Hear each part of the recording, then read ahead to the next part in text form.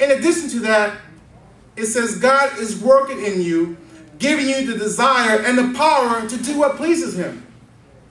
So not only has he prepared work for us to do, he's given us a desire to do it. What pleases him. So we don't have to be overly concerned about what we're called to do. Because oftentimes, none of us really understands what our calling is. But we can take refuge in the fact that God is giving us the desire to do that. So based upon our desires, we're going to walk in those, we're going to find out what he wants us to do. It says it.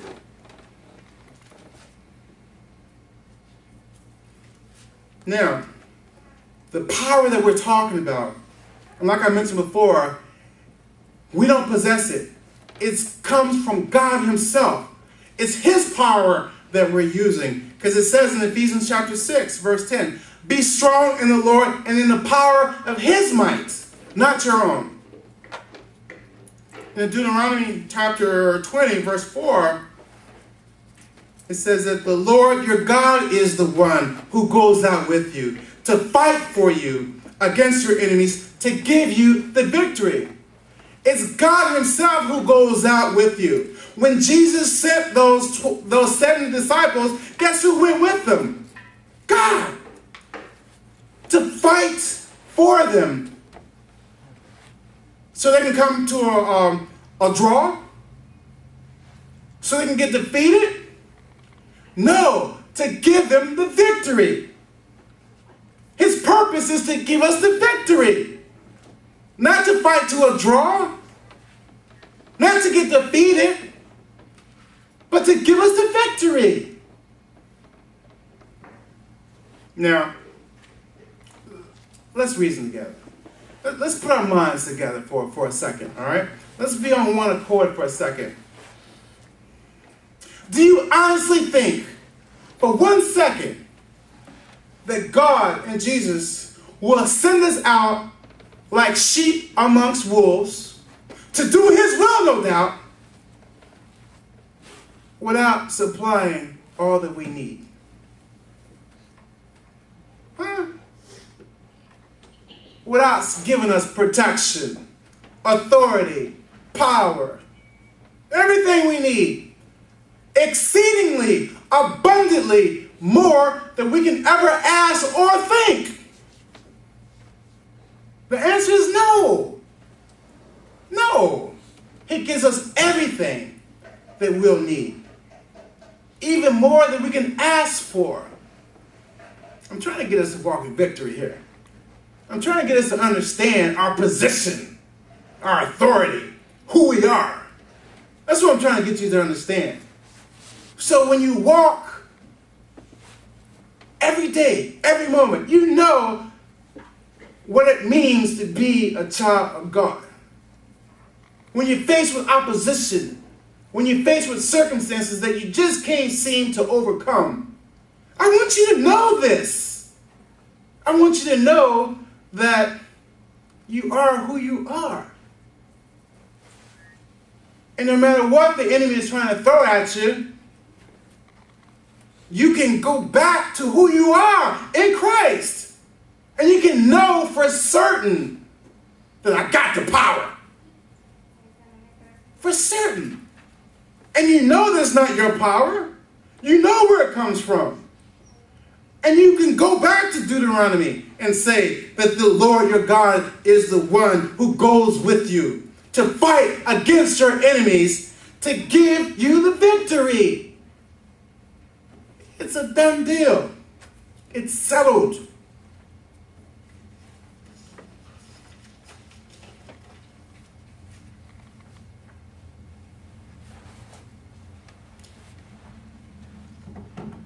One example that I like to use, and write this in your memory. Store it in your memory, because this is an important story to understand. That's found in Numbers. This is the story of Joshua and Caleb. Let me give you a little background here. Joshua and Caleb were two who were part of the Israelites who were released from Egypt. And they were the group who went through the wilderness from Egypt through the wilderness to the promised land. They were part of that group. Joshua and Caleb, Numbers chapter 13 is one of the first 5 books. You have Genesis, Exodus, Deuteronomy, and Numbers.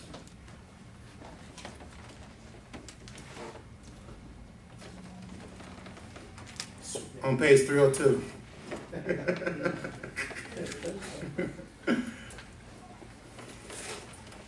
All right, Numbers chapter, everybody got there?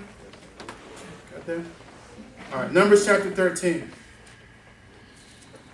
Now keep in mind too, that from the time they left Egypt, they absolutely knew that they were going to the promised land.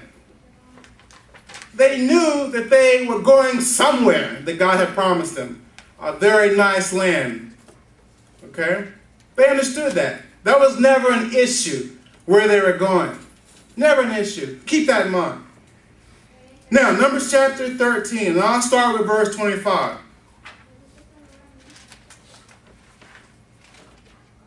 It says, at the end of 40 days, they entered from exploring the land. It took them 40 days.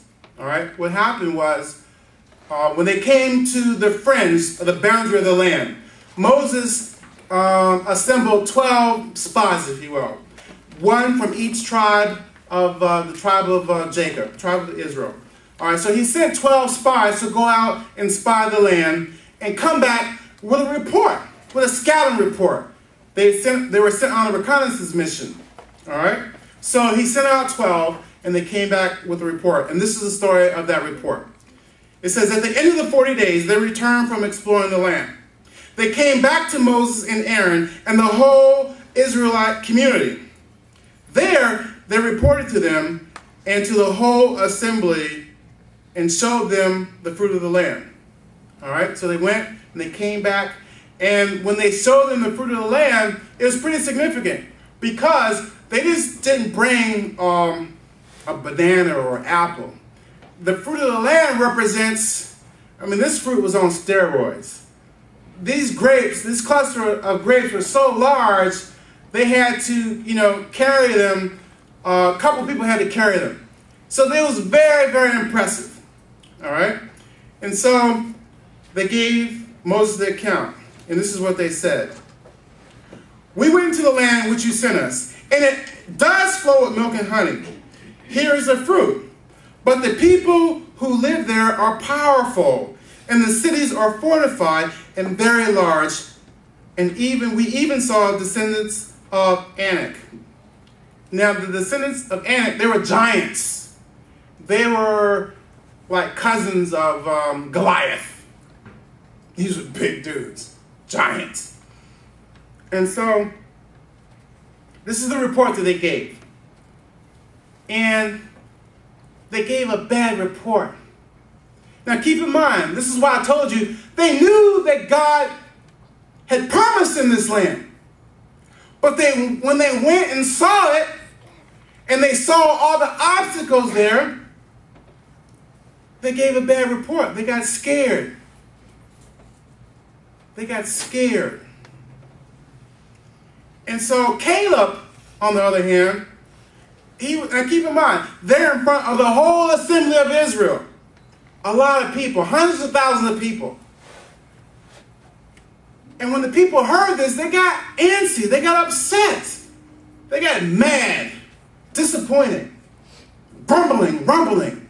There's a lot of noise going on. But Caleb said, he said in verse 30, he silenced the people before Moses and said, we should go up and take possession of the land, for we can certainly do it. He said, whoa, be quiet, chill. We should go up and take possession of the land because we can do it. It doesn't matter if there are giants there. That's irrelevant. Let's go do what God told us to do. But the other guys opened their mouths again, the other 10. But the men who had gone up with them said, we can't attack those people, for they are stronger than we are.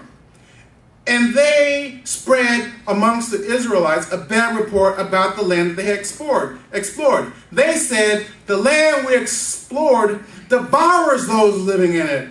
All the people we saw there are of great size. We saw Nephilim. Nephilim are giants. We saw Nephilim there. We seem like grasshoppers in their own eyes. In our own eyes. And we look the same to them. We are very small to them. And they're saying, we know it, and they know it. That's what he's saying. We know it, and they know it. Very small. They can devour us. Anytime they want to, they will squash us. That's the report they gave. And let me tell you something. Oftentimes, that's the report that we give ourselves. It's too big for us. It's too fortified for us. We can't do it. We would be devoured. We're too small. We do that. We do that. I'm going to share something with you. And I don't make it a habit of just sharing personal stories. But one thing Dawn and I learned a long time ago, and we told ourselves this years and years ago, that we would never tell our own selves no. Because we were going in businesses and stuff, and we said we would never tell our own selves no. Particularly the things that we knew God had for us. We can't be self-defeated. And you can't be self-defeated. Never tell yourself no. This is what they did. They told themselves, no, I can't do it. And this is why I told you they knew ahead of time that God had promised them this. It wasn't a surprise. This is what they were living for. For this specific purpose. And when it was within their sight, they said, oh, I can't do this. We're too small. The world will always try to tell you you're too small. The world will always try to tell you you can't do it. But the doors that God opens, no man can close. And the doors that he closes, no man can open. So don't pay attention to what the world says. Don't even pay attention to your own nose. Be like Caleb. And he said, we should go up and take possession of the land. For we can certainly do it. And you can certainly do it. So just do it. Right? Just do it. Now, Joshua chimes in chapter 14, starting with verse 8.